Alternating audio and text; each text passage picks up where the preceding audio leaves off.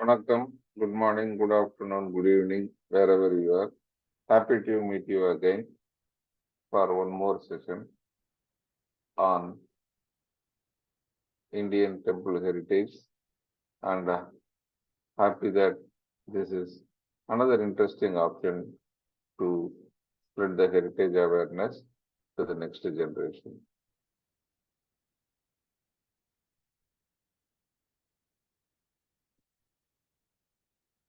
Today we are going to see a session on Indian knowledge system, its relevance in temple architecture over ages.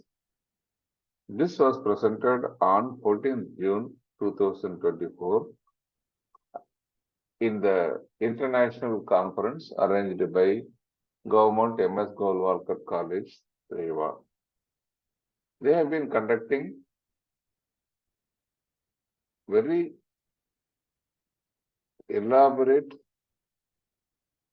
seminar for more than 5 days, 6 days together continuously, covering around 70 or 80 plus sessions in varied aspects of heritage in biology, geology, zoology, physics, architecture, and varied subjects. This year, the focus is on Indian knowledge system and its various aspects. So I was invited as one of the speakers and did deliver the presentation on Friday, 11 o'clock for a 45-minute session. Unfortunately, there are some technical issues during the seminar, and the entire talk sessions could not be recorded. So I am making this recording for the benefit of the attendees of the webinar and also for our general heritage enthusiasts who couldn't be participating in that webinar. I am sure this will be an interesting primer into IKS and its relevance in temple architecture. And if you like it, please share the details in Babu for heritage and share with your friends for spreading the knowledge. Thank you.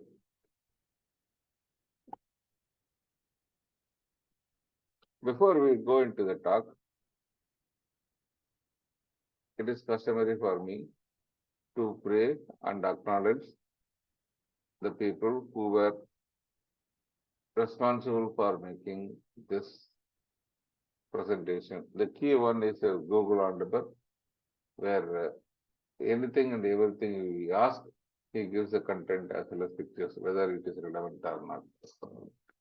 Then the next one is the Pujari, Wikipedia, who collates nicely for each of the subject and gives the content. Again, this is again debatable, but what is more interesting is the references it gives on how it is collated. So if you go to the references and start validating the actual content, it will be very helpful for the historians. It helped me a lot.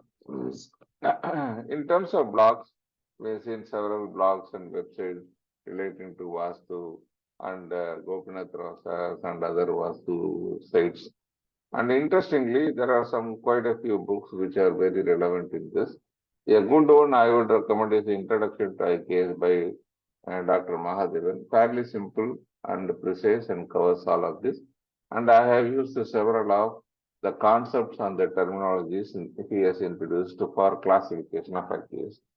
Again, Vastu Sastras by D.N. Shukla, Mayamata by Bruno Dagans, and Indian temple typology by Adam Hardy, on how temples evolved and how you structure it, and aggregation methodologies, and architecture of South India.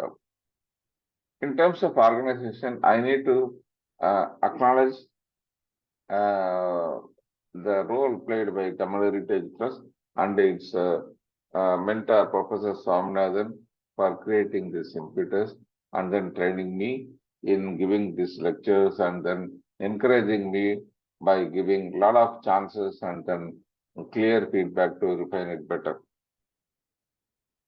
Today, whatever I am presenting is my understanding and my collation of listening to and attending to trainings by some of the leading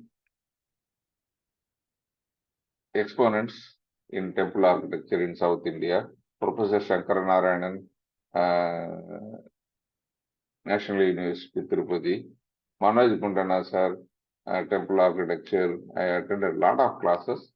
Sivasankar sir for the inspiration and his way of presenting things and his lectures on temple architecture of Vijayanagara and Chalukya period. Adam Hardy, he puts a totally different perspective onto the logical part and how things could have happened, and his explanations on evolution and the temple aggregation for large temples is very, very, very visualizing.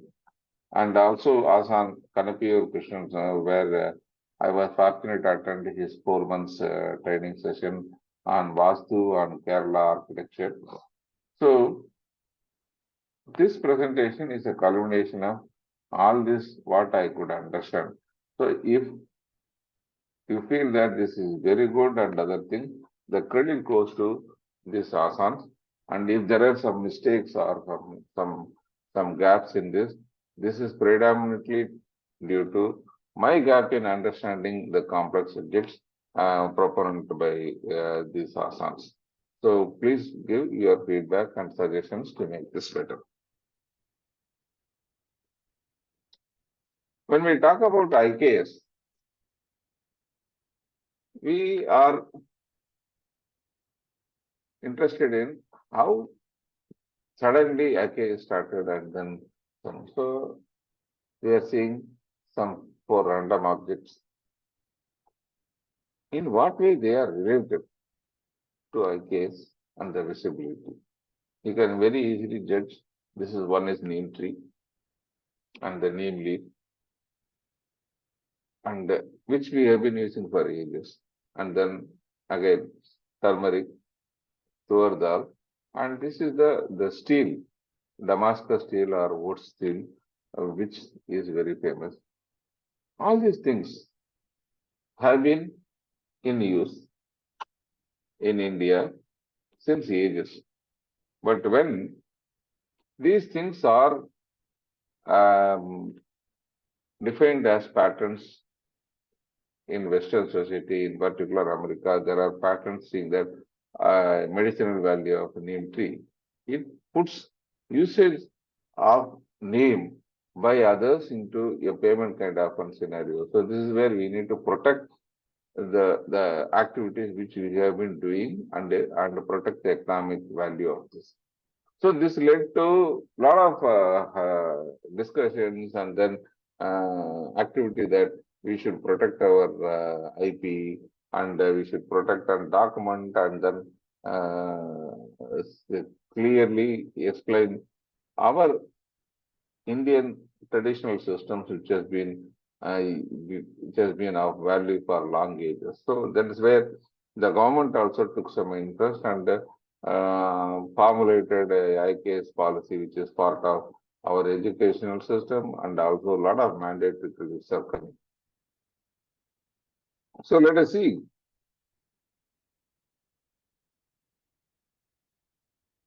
What is IKS and what it contains?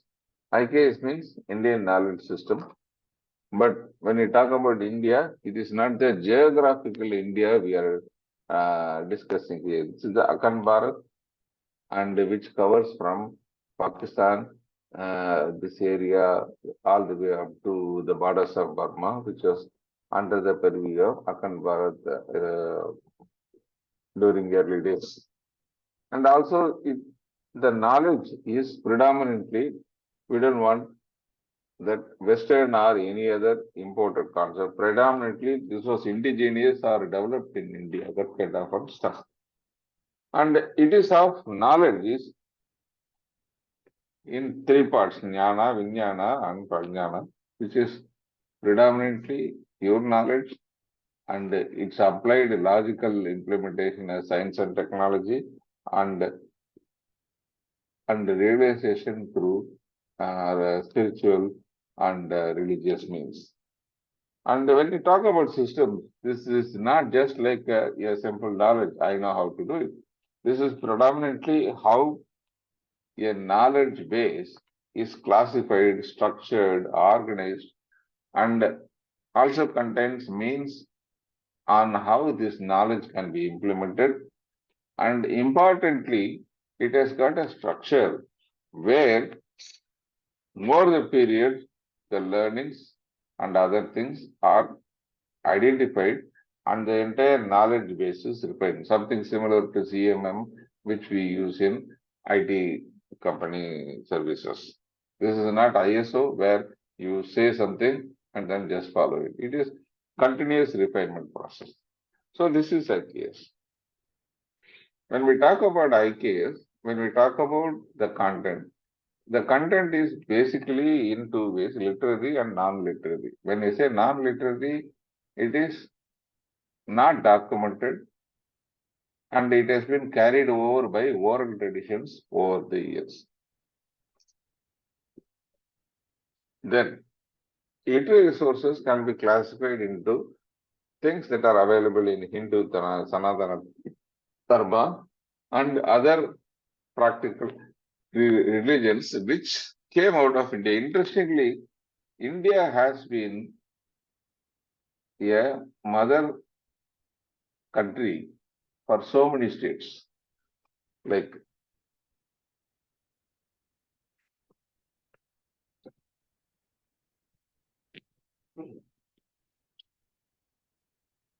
Buddhism and Jainism and Ajivika.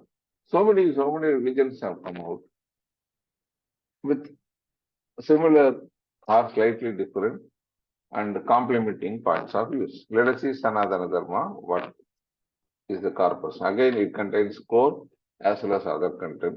In core, we have the 14 Vidyasthanas, which is covering the Veda and related components, which is from the earlier days, and also religious and philosophical works of many of the religious leaders.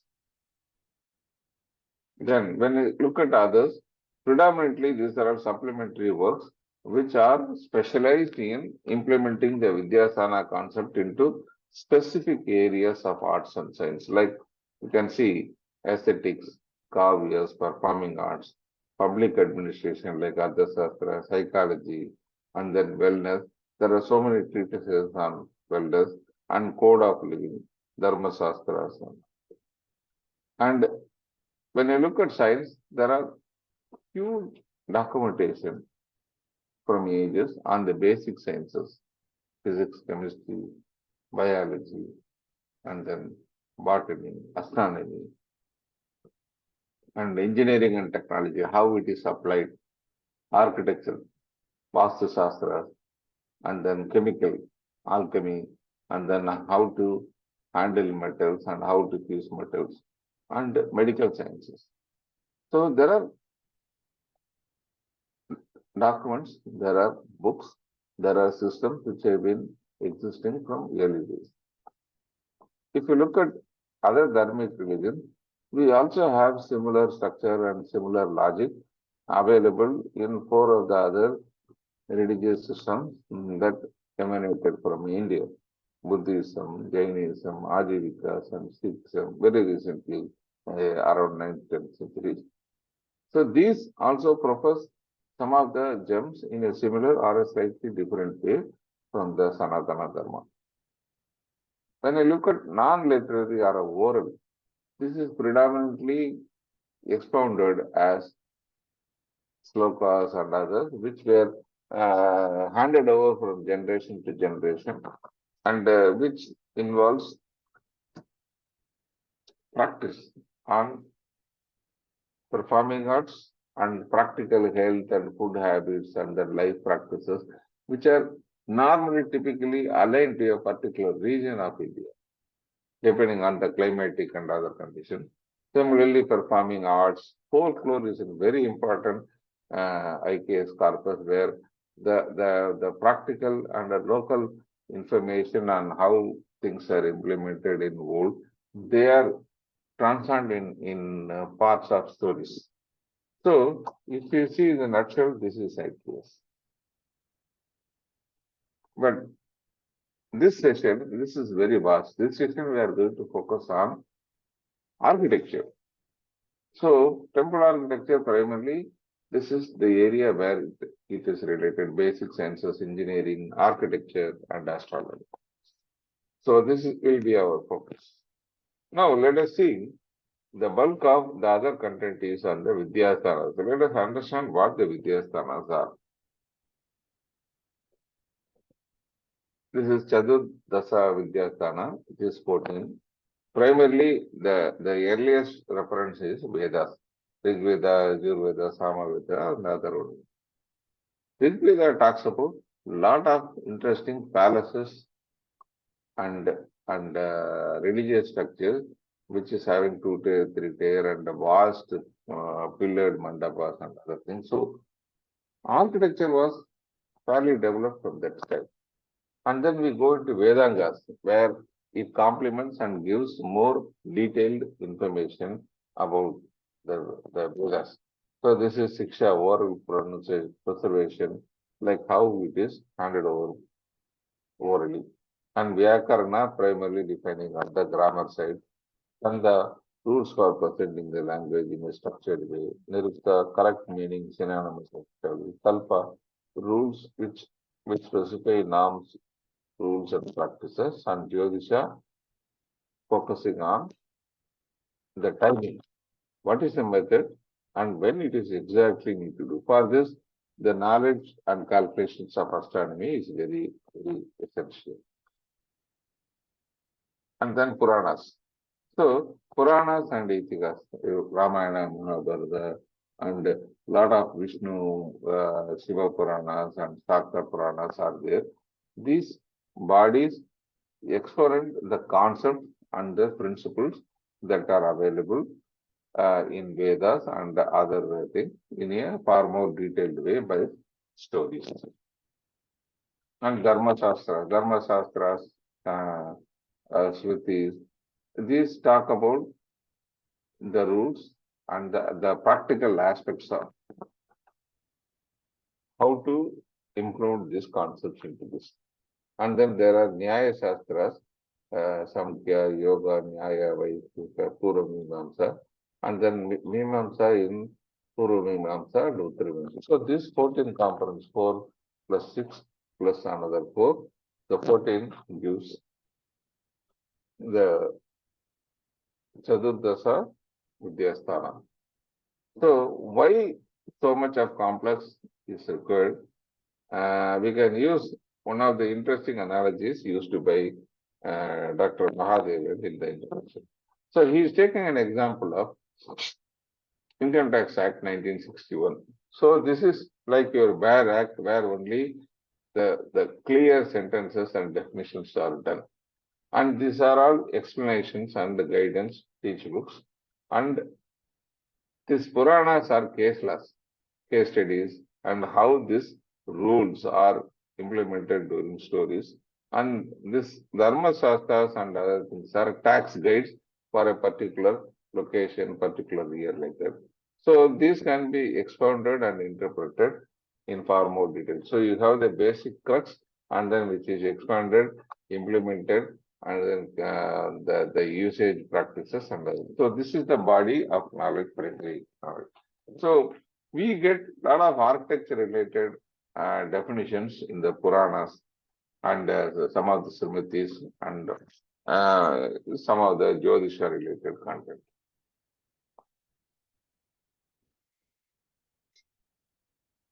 When we talk about the early temples,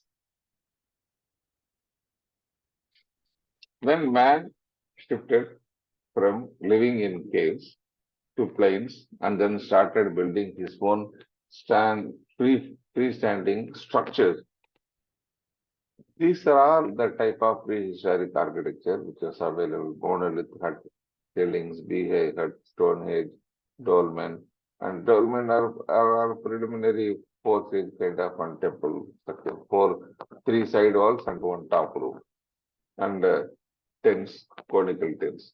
So these steps were there in the mind. When they moved over to the clay, brick, and wood and mortar-based structures, and also later period stone structures, these designs were there in the back of the mind, and these designs were predominantly the ones which are found in most of our temples. The square plan, the rectangular plan, apsidal plan, with a hut type of an shikara, and then pyramidical shikara like this, and then bulbous amalaka type like this, and then polygon shikara, and then wagon uh, wall kind of a thing. All these are remnants from the earlier heritage analysis. When we talk about very early, even in Harappan stage, the temple architecture has been fairly advanced. They had detailed town planning and citadel on the higher ground on the western side and town on the lower ground. And corbelling was extensively used in stone arches to handle the load. There were public baths, drainage systems, and they had granaries and artificial dockyards in Lagal and other, where it was slightly away from the river with the dogs to control the tide and other things. So fairly advanced thing. And then this logic progressed and moved over into the later period, Maurya and early Gupta architecture, where they transformed into structured temples with brick and mud and some amount of cut rock buildings. As they developed, this information was codified into many structures which developed, say that how buildings need to be structured, what is the rules and other things. This is a marked variation from other civilizations where not much documentation is available in this. If you look at Western civilization, there is one documentation called Vitreous, by Vitreous, during Roman thing, and on 1st century BCE, during Julius Caesar time. But beyond that, till modern time, no detailed treatises are available in detail. There are books, there are things, but this treatises talks about components, but no ratios, rules, and other things are there. So you have Vastu Sastras. Vastu means the embodiment of the land by to a god. So that Vastu Sastra is into three components. One is manushyalaya Vastu, and then there is a devalaya Sastra. So this is for buildings for human living, and this is for buildings for gods, which are at the next level of detail. So these are explained in the earlier period, Agamas, early Agamas from 5th to 6th century in the Kriyapadas. This is on the third segment of the Agamas. Vaishnava Agamas, Vaikanasa, and the Pancharatra Agamas. Seva Agamas, they had 20, Upa Agamas 109, Shakta Agamas.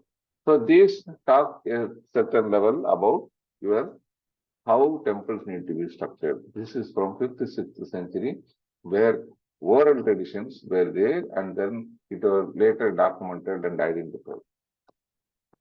Similarly, when it comes to Agamas, we have pure Agamas which are focusing on temple structure, and then we had Vastu Sastras like Mayamata, Kashyapa, Manasaram, Kalmika. They are focusing only on temple structure.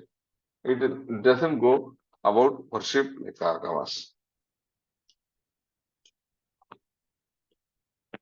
Then we had another segment called Pratima Shilpa Shastra, which focuses on the sculpture part. When we talk about architecture, temples, the art and architecture go together. One part is the pillar, but the pillar doesn't remain a pillar. It is beautified by so many sculptures and other things around that. This talks about the definition of sculpture, Sarasya Chitra Karma, Brahmya, Sakladikaram, Tatvanidhi. They talk about different gods, how they should be represented, the ratios and other things. So this, if you cross up, this gives the iconography definition. So in a nutshell, the temple art and architecture embodiment is done from old days all the way up to current by these documents, which kept on refining over a period of time. When we talk about the temple architecture and how things are evolved, from the early period temples we saw at Indus Valley, and it developed into Jainism, Buddhism also evolved, and the Sanatana Dharma also expanded in a great way. This is the period of caves where a lot of Chaityas, stupas, gavakshas and other things were done. And then later on, the Hindu caves and Hindu structures during Maurya dynasty also adopted this. And during Gupta dynasties around the 4th century, small temples, square temples with shikras and all these things were available in rock. So gradually the shikaras and other things started expanding. When we talk about the plan, even though there was not much change in the plan, the superstructure or how to make a big temple and in aggregation methodology, this is where a lot of experiments were done by Chalukyas, Rashtrakutas, Pallavas and Solanki in temple style in terms of plan and other things. The notable examples for this Badami, Ellora, Mahabalipuram, Motera in Gujarat. Then the next major phase is the grand, large temples which rise up to minimum 150 plus. There are so many temples which stand even today. Many of the large temples were built during this phase. Chandelas, Ishan Gangas, Hoysalas. They all developed their own individual style and then developed the 4 grand temples in Cholas, Kandariya Mahadeva and the group in Chandelas, Konar in Eastern Gangas and Somnathapura, Belur, Halabidi, Hoysala. This is the pinnacle. Then there was a lull, and around after 1350, after the Muslim invasion in South India, where most of the temples were destroyed, there was a revival by Vijayanagara Nayakas, and who also built several new temples and then renovated and built grand gopurams for the existing temples. So this is how from a small temples, small building, it went into, by Vijayanagara time, Srirangam, the largest temple, it has got 7 pragas and has got town bus running inside the temple complex. So this is how it developed. Again, along with this, your treatises and your Sastras also developed in parallel. When we talk about the stream, there are 2 major streams, northern style and the southern style. And also there is a mixed style called Vesara, which is a mix of these 2. And then there are several other classes. We are not going into this now. But 2 predominant structures are Nagara and Dravida. So in northern, it talks with Matsya Purana, Agamic Purana, Bhavishya Purana, the Purana stories talk about. And then the first major one is a Vishwakarma thing. Brihadat Samhita also talks in detail about this. And then the major one is Samarangara Sutradhara by Bhoja, 10th century, which talks about, takes a lot of information, expands, and then gives it in far more detail, covering Bhumija temples and then some amount of southern style temples, all these details. Then the later work, Aparajita Pracha, also details a lot in consolidation and adds to a lot of innovation that has been happening. this. Further, Vastu Ratnavali, Pradipa, all these things happen in northern side. Similarly, in southern side, all the Saiva Agamas and Vaishnava Pancharatra and other things, Samhita, Vaikanasa Agamas, they talk about temple construction in their Kriyapadas. Then a major Sastra is Mayamata, which takes from Kamika Agama and expands in it. Then there is Silparatana from the Odisha side, Kashyap's Hamso Veda, Vishwakarma Silpa, and Agastya Saklatikara. All these are minor ones. The major consolidation again happens in Manasara, which is a better and wider consolidation of this. And the procedure continues with Sanat Kumara writing a far more detailed one in 12th, 13th century.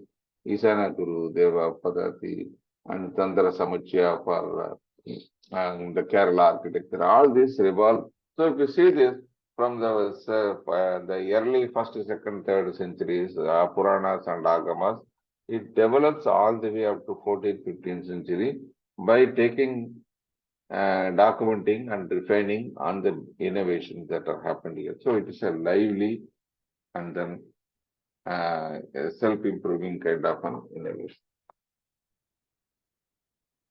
Then when we talk a little more about Puranas, we have Saiva Purana, Vaishya Puranas in the early ages, Brahma Purana, Kurma, Matsya, Markandeya Purana, Vamana Purana, and then during the middle period, medieval, Bhavishya Purana, Linga Purana, Skanda Purana, Perida Purana. These are all very good architectural treatises are available. The Agni Purana talks a lot about structure. And in later period, we have Narada Purana, and there are some Saura Puranas, Kalki, Mahabhagavata Purana. So this is how the Puranas also talks about temple architecture. And also the Sthala Puranas talks about some unique temples and how they were structured. Then the next one is the Agamas. Agamas are religious structures. First one is the story of God and how to worship. This is on a particular component. The knowledge or the component framework which is available for a particular school of thought, and how to focus and concentrate and arrive on this, and what are the methods in which you can achieve it, and finally the rituals. So this contains 4 patas. Normally, the construction related work and other details are in the Kriya Pada. So in South India, when you go into this, each temple, either Vaishnava or Saiva, follows a certain agama where relating to the floor plan, the structure of the temple, and also the rituals.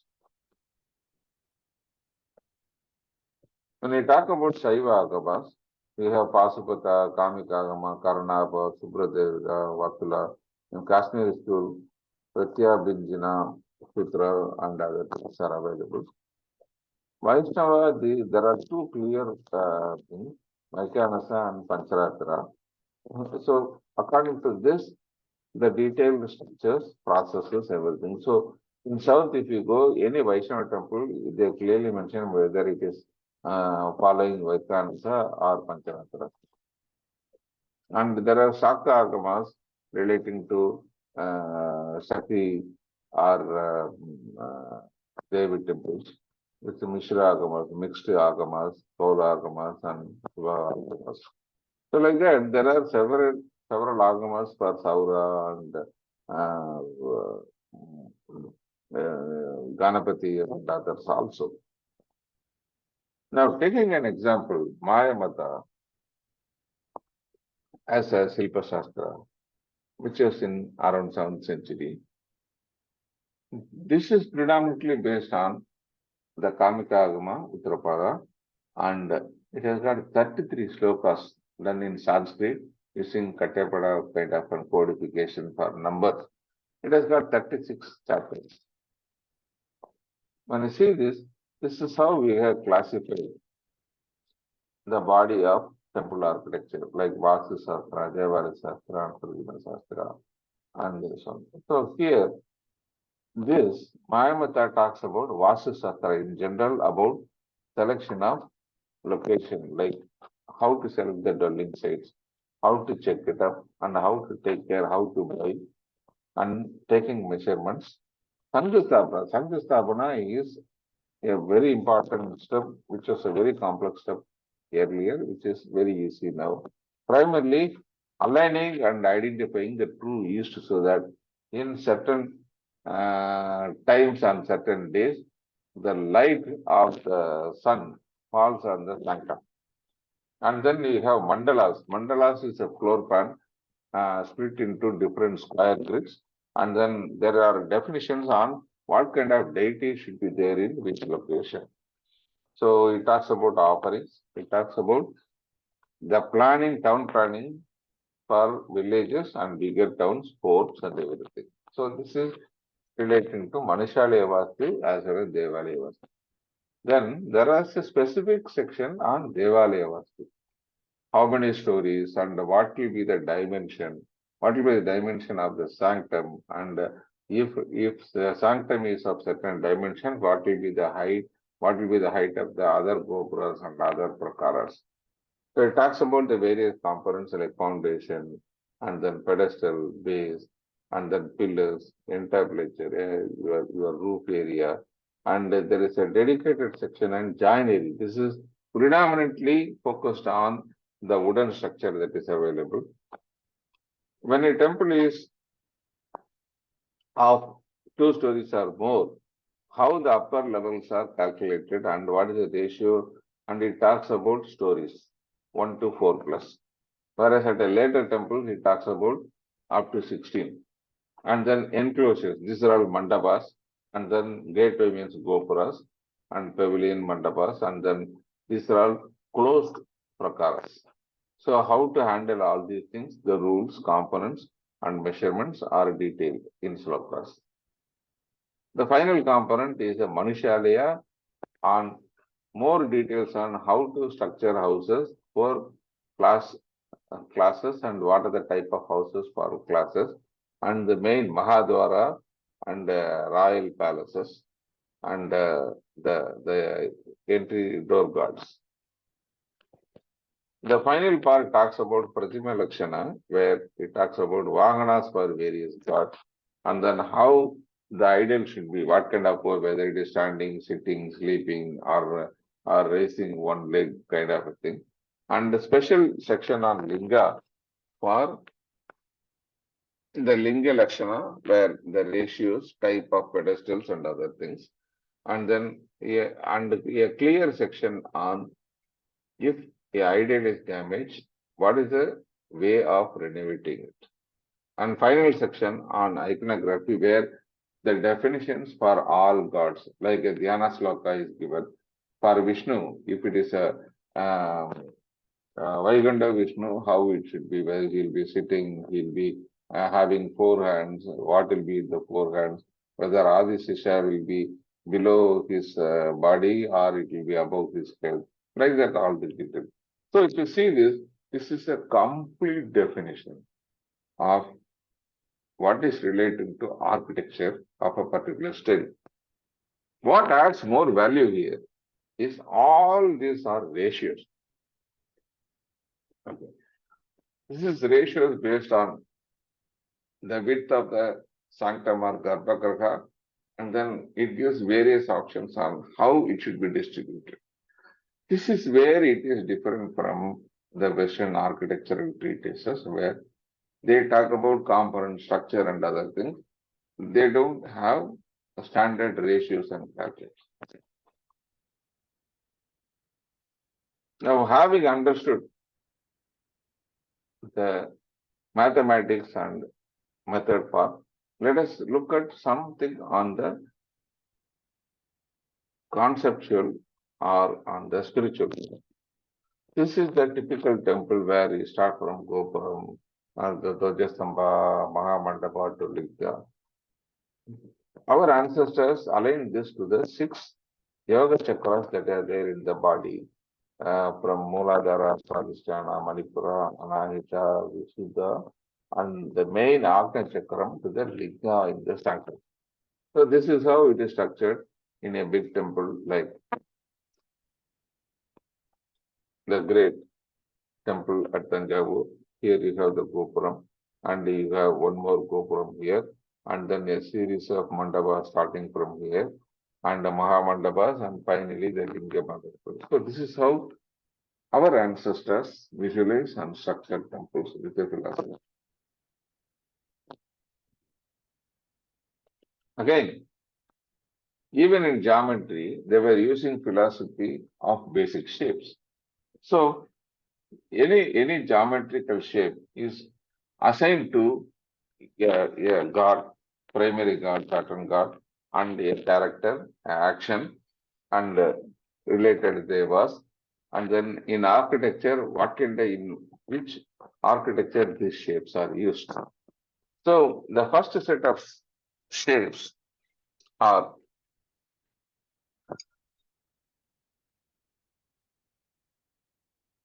called Nagara shapes, and they are square and rectangle. So these are assigned to Brahma.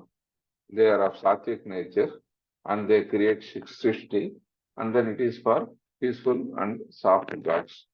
And normally the Nagara is also assigned with the North Indian style. The second set of shapes are angles: 6 angle, 8 angle, hexagon, and octagon. So these are called Dravida shapes assigned to Vishnu, Rajasam, and Sthiti maintenance, and it is for Ugradevas and then South Indian state. The third shape of combination, these are having angles. This one doesn't have angles, it is a circular one with minimal angles. So these are assigned to Shiva, Tamasa, Samhara, and then Samhara Devadas, and it is assigned to central. So these shapes, in the context they are used, are having different meanings. When we talk about Nagara in Tirumurti, it means Brahma. When we talk about square, it relates to North Indian or Nagara shape. Like that, they assign various characteristics in the basic philosophy. This is uniformly applied in almost all the temple shapes. When we talk about Nagara plants, this is square and rectangle, and these are all Dravida plants, hexagon and octagon, and these are all Vesara plants. In addition, you have the Vesara plant, which is a combination.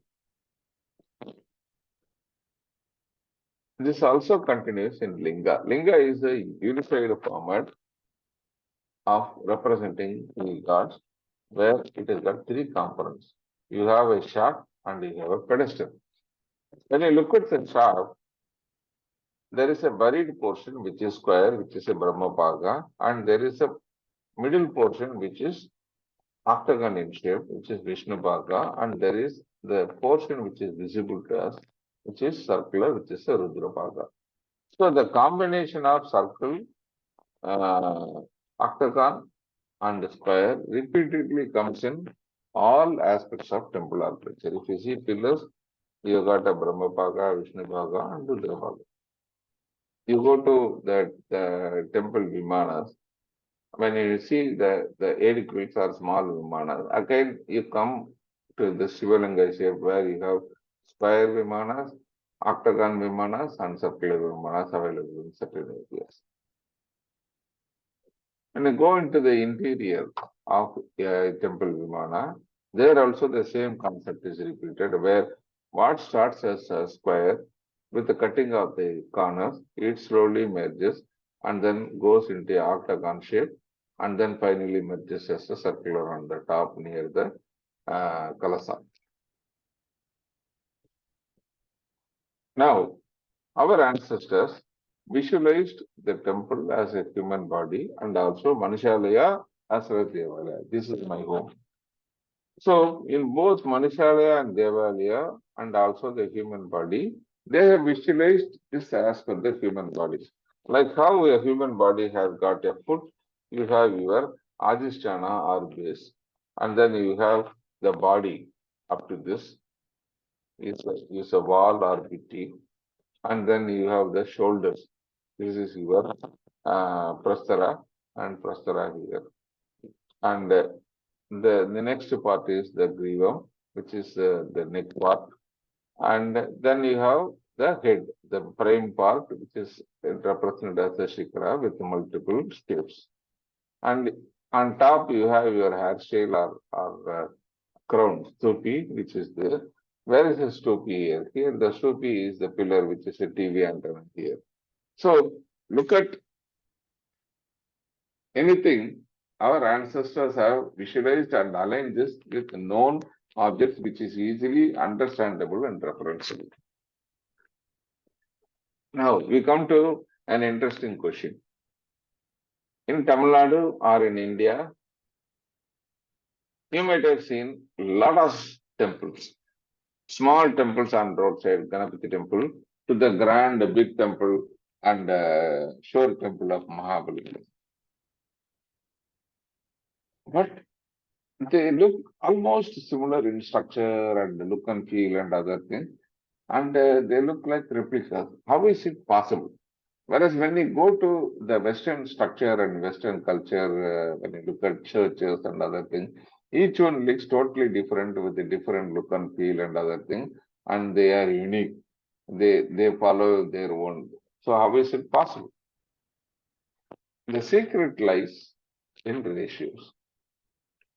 Here, there is a basic definition of an inch, which is of 7 serial length and 1 Kishkumulam, which is 24 viral, which is 24 inches kind of a thing. So this is the basic measure, and this basic ratio, when you are designing a temple, our Vastu Sastras and your Chitra Sastras arrive at what is the optimum width of a particular sanctum. So once this is arrived, there are ratios propounded depending on different types of temples. What can be the height of the particular Vimana? When you talk about Vimana, the very term Vimana means Vimana, very, very excellent and exemplary measurement. So this is full of measurements. So if your width is 1, your height can be 1 time, 1.25, half, 1.5, or 1/3/4, or 2, like that. And even in that, this width, height is distributed in a structured way depending on the type of Vimana to its components like Adisthana, Patham, Prastara, Kandam, and other things. So it is divided into 9 parts, and the 9 parts are distributed like this. So this is for each component. Now, next level, even for a simple component like Adhisthana, the distribution is 1 part. This 1 part is again divided into 25 parts and distributed to the individual components. So this is how. So this rule is applicable whether it is a 20-meter temple or a 200-meter temple. That's why all our temples look similar, whether it is a shore temple or a big temple. So this is where is the difference between the Western structures and Indian knowledge system, where the ratios are extensively given even from 5th, 6th centuries itself. Even when we go to multi-tiered temples instead of a single tier, so for each tier, what will be the distribution of the width to the height and how the height is distributed to each tier and the individual components is detailed after 16 tiers, the big temple is available. So this is how, even if the temple is very tall, it looks similar to this.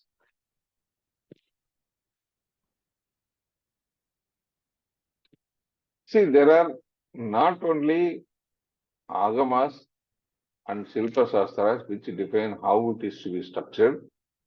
And there are interesting documentation on how a temple is structured from consecration to from inauguration of the process to the final setup.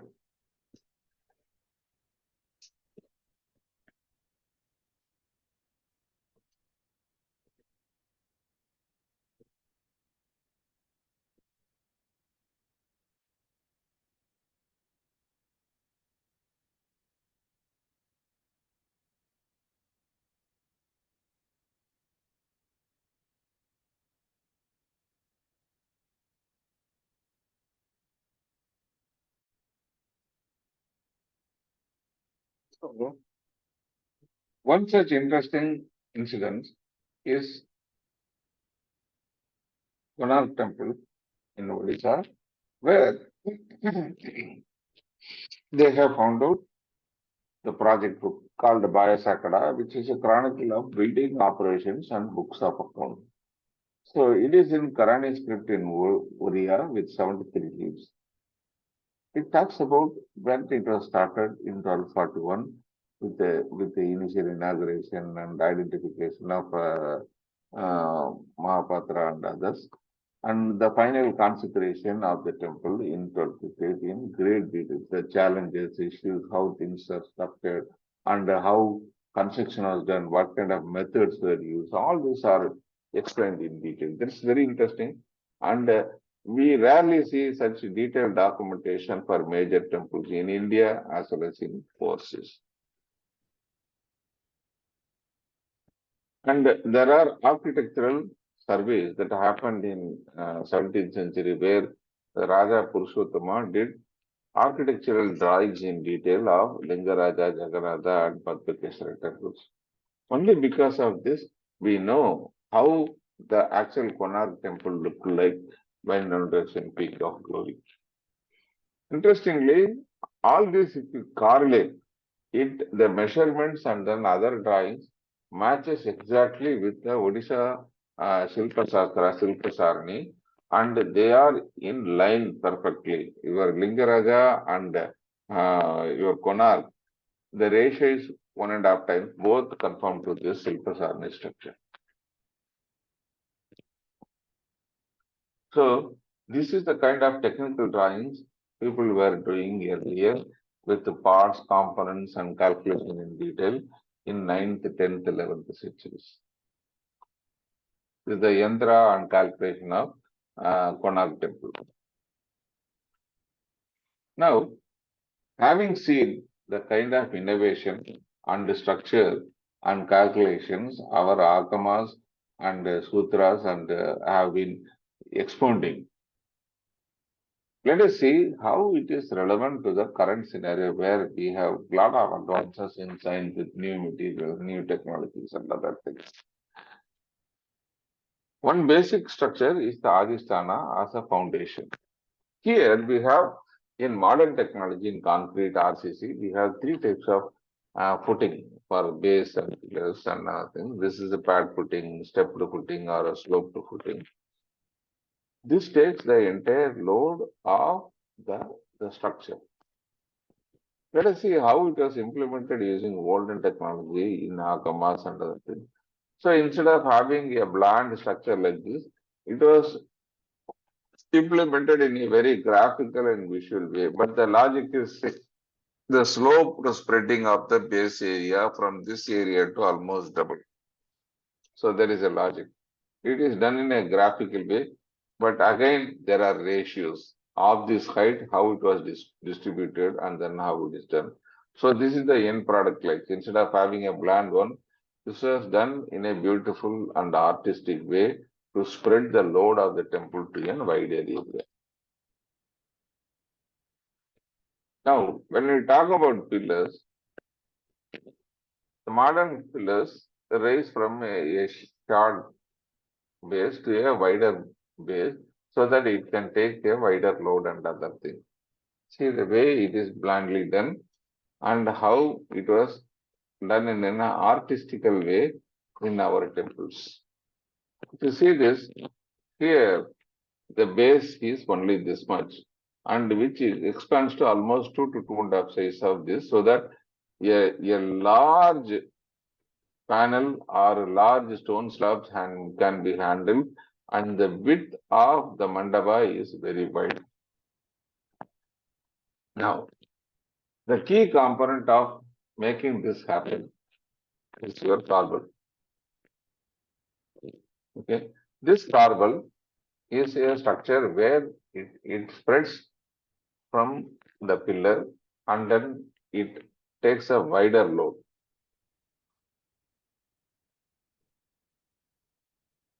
This is done in the modern technology using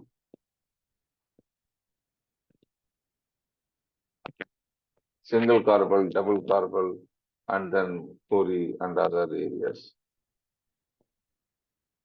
But in olden times, this was done in a slightly different way using this kind of a structure. See the way from a simple corbel, it is graduated into bands. Then this is called Taranga Podikai, where it talks about the waves, and slowly expanding. And by the Pandya time and the Vijayanagara time, it has converted into a very grand structure with the Podika.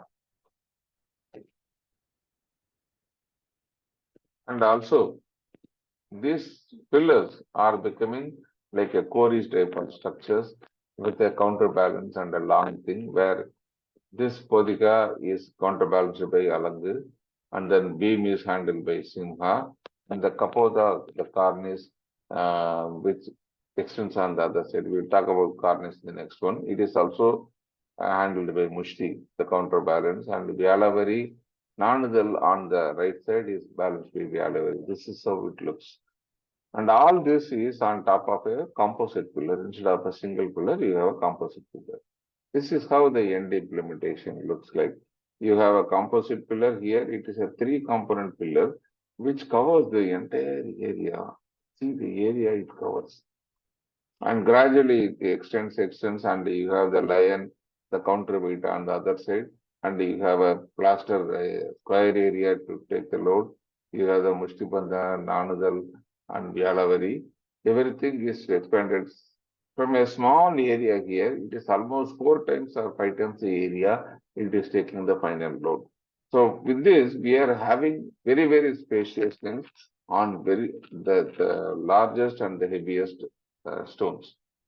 Now, Kapotas. Kapotas are primarily the sunshades or overhangs which prevent rain and sunlight to the area. This is how it is implemented in modern structures.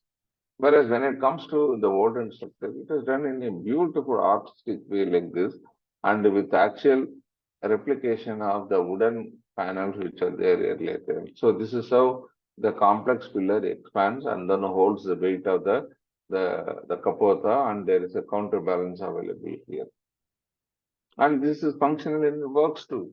You can see in the big temple when it is actually raining, this sculptures and other things are not yet wet, primarily because of the kapota and the overhang. So this is relevant, the technology is relevant, and it is still having better implementation. But the question is, are we creating something new based on our agamas and structures? Yes, we are doing. There is a new Hoysala temple which is built, the new one to be built after 14C, where the style suddenly vanished. This is the grand plan of the temple to be developed. This is a project created by Adam Hardy. This is happening in Mulbagal area, focused on hand-carved grey stone. Vimana of 130 feet tall, and the design and structure work started and continuing on 2010.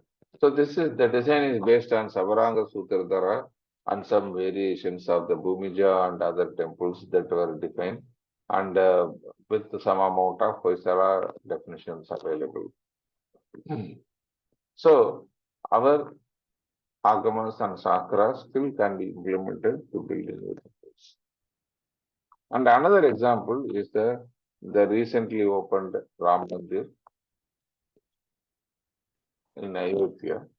This was done by Sompura family, who have been the principal architects for so many generations in Rajasthan, and they have designed it as per the Nagara style with the Shekari Vimana, and then 2, 3 mandabas of different structures. That is as per pure Nagara architecture and as per the Agama and Sastras. So grand temples are possible. And again, another interesting Dravida style of temple was recently consecrated in Swarnagiri by Stapati Sri Prasad Garu, DNV Garu. I was fortunate to have Stapati Prasad Garu present in the live presentation and got his comment. And then similarly, the other exponents like Stapati Sivanagiriti Garu and others are also present and gave very constructive sessions. Pranams for them for supporting us in this. This is a beautiful implementation as per the Agamas in a structured way with its own variation as a liberty given to the Sapatis for having variation. These are all some of the innovations that are done. And Budinil Kanda kind of an floating thing. These are some of the unique things which you need to see in Hyderabad. So, Sapati Prasad Garu earlier done one grand temple of wonders for um, Ramanujacharya in the outskirts of Hyderabad. It has got a grand statue of Ramanujacharya sitting. But what is more interesting there, in around the perimeter, all the 108 Vaishnava temples are represented, not in simple form, with the exact ratio.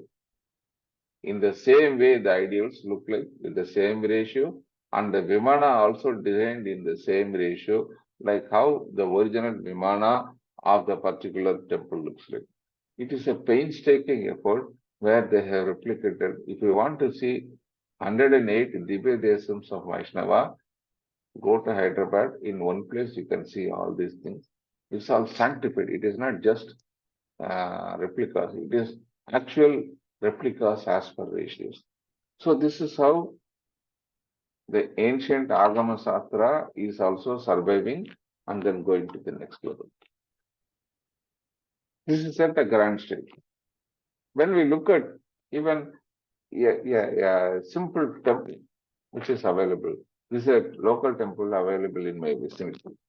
Even here, if you see this, the structures, the sanctum, and then the other former, the Vimana structure components, everything conforms to the actual thing. That is a good thing in South Indian temples. Whereas in North, many of the new temples are coming up in random style in other things. Whereas in South, how is it possible? This is primarily due to continuous temple building in Dravida style since Vijayanagara in the Agamic way. And then we have large families of Tapatis following the oral education. The notable one is the Ganapati Stapati, first head of Malay schools, who made temple building popular and then created a lot of streams for this knowledge to be transmitted to the next generation. Taking the cue, many of the corporates like TVS are sponsoring the Stapati trainings to that hereditary one as well as the other students. So it is available. Now the current generation Tapatis like Dakshinamurti Stapati and then Prasad Garu, all are building iconic new temples in granite as per Agamas in India and in abroad. Recently, in Sri Lanka, one beautiful temple in granite sculptured by Dakshinamurti Sthapati, was consecrated. And he is also working on several temples in USA where this kind of Agamic temples are there. Ganapati Sthapati built one beautiful Irevan temple in Hawaii. This is purely granite and as per Agamas. So this is how our Agamas, our body of knowledge in IKS and in the Indian knowledge system lives, survives, and then keeps on refining itself into new technologies.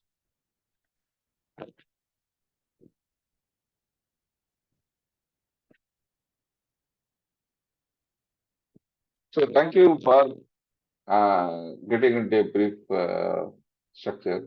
IKS is such a vast subject, and also temple architecture is such a vast subject. I had tried my level best to give it in a simple concept on how IKS is very relevant to the temple architecture and how our ancient knowledge base has been living, keeping on refining itself, and then how relevant it is even in the modern architecture. Thank you very much, and thank you for the government MS Golwalkar College and its coordinators, Mishra Saab and other coordinators for giving me a chance to make this presentation live and also sharing the recording. If you like this video in YouTube, please share and click on the like button, subscribe button, and you can view several similar architectural and art related presentations from my YouTube channel, Babu for Heritage. Bye for now till we meet again in another presentation. Bye.